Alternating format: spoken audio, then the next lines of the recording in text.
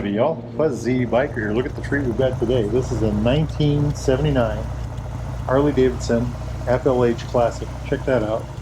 We think it's just about as original as they come. We think the seat might be different and maybe the windshield, but everything else just looks absolutely perfect. Nice, shiny, all the bits and pieces look right. You know, look that thing over. Obviously that looks new.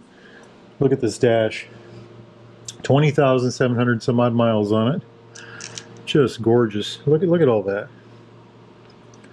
Just a beautiful thing. Again, we think the windshield might be new. Check out those controls. Just an absolutely beautiful specimen of a motorcycle. Check this out, the hinge right here.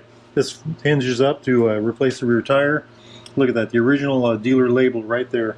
Anybody recognize that? Gorgeous, gorgeous. Look at that back end, huh? Isn't that something to see? Look at those pipes. The bumper on the back. Look at the little detail here. Wow, absolutely gorgeous. All of this. Chrome shocks, chrome battery cover. Look at that beautiful aluminum head. Just gorgeous. Pushrod engine, of course. So these are a dry sump V-twin, 45 V-twin, carbureted, electric start only on this one. Here's the oil tank back here. So there's two oil pumps. The oil that drops down to the bottom of the engine is scavenged out by an oil pump that runs it up to the tank. From the tank, the oil goes back down to the pressure side of the pump, and that runs all the critical things, you know, to the bearings and back up these pressure lines up to the head. Well, my question was, how does the oil get back down?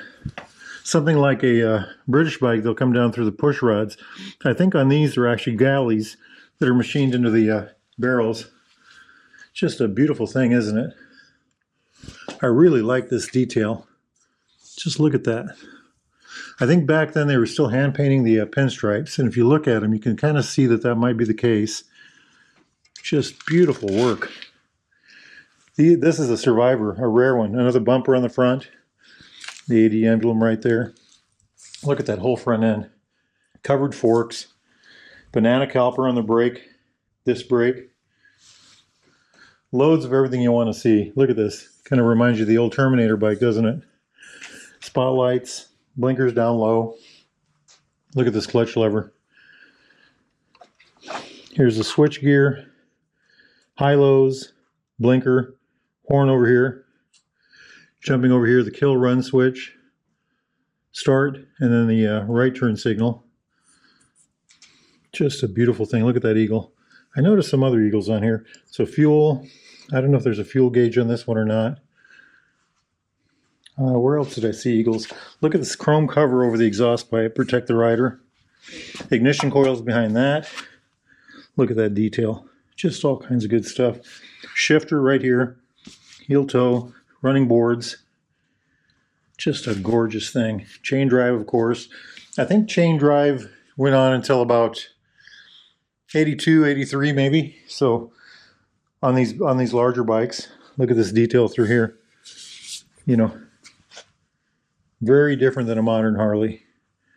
Fiberglass bags. Oh, here's the other eagles I saw. Check out this back end. Gorgeous, gorgeous. I love the Harley details right here. Wow, what a bike. What a bike. Just a beautiful thing. I've got some flat side Harleys at home. Look at this. This has got the cone on it, the big old cone. There'll be a single cam that runs all the push rods. Push rods run up to the head. There's two valves in each head, one exhaust, one intake. Just beautiful. Can't see the carburetor. I can't tell you what that is. Again, the oil lines going up to the head. Wow. Stator bike by this point. Part of the starting system right here. Look at all the detail. Hey, what kind of a brake do we have here? I think that's a mechanical brake. No, it's a disc. There is a disc down there, so it is a disc. I thought maybe there's a cable over here. That must be a brake line right there.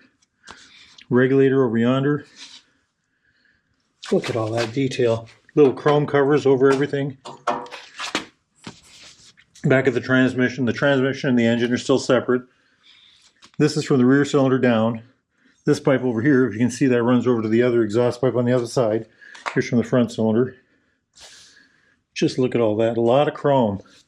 Look at those bars. It says FLH down there. It's got mags by this point. I like it. I like it a lot. There is a lot of detail to absorb here. By this point in time, the generator's gone off the front of the engine. It's a stator bike. There's the oil tank right there. Wow, what a machine. What a machine. So much to see here. Wonder if this is stock. Oh, that's a helmet lock right there. I think that's a helmet lock. I'm not sure what that is.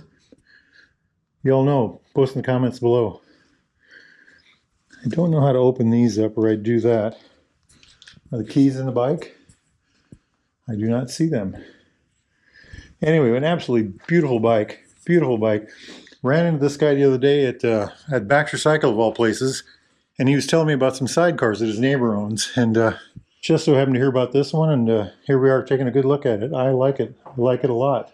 Under the cover over yonder is his daily rider, and then he also has a Royal Enfield Himalayan. I think he got that at Baxter Cycle too. All right, my friends, it is a cold day outside in January here. I think I am not going to go ride today, but if it's nice where we're at, get out there and ride. Wahoo! Ready? 1, 2, 3. Wahoo!